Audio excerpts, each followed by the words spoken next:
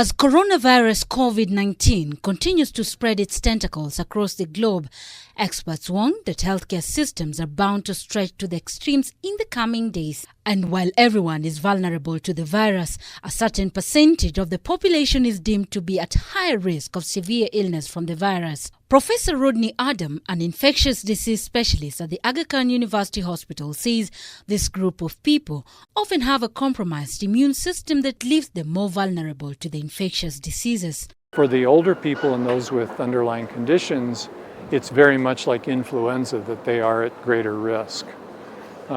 So part of it's the immunity, and part of it is that their body just can't handle as much because they don't have as much cardiac reserve, they don't have as much reserve for their lung function, etc.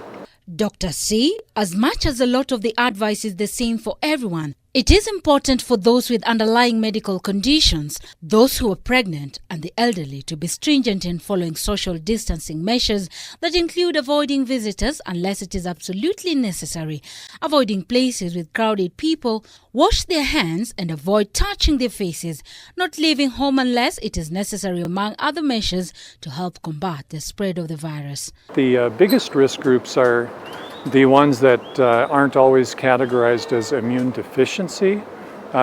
It's people with heart disease, diabetes, hypertension, lung disease. So given that, clearly they're the ones who should do the most to protect themselves from people who might be infected. And perhaps in the households with extended families, the elderly are the ones who should be quarantined to protect themselves rather than the other way around. They say there are clinical conditions that put people at even higher risk of severe illness from COVID-19, and these include cancer, organ transplant as patients are often on immunosuppressant drugs, kidney disease that often requires dialysis, severe forms of asthma, HIV and AIDS, and chronic heart disease, among others. Wash your hands regularly before you start eating, after you go to the washroom. Washing hands is very important. Avoid very many crowded places where you're susceptible to more infections.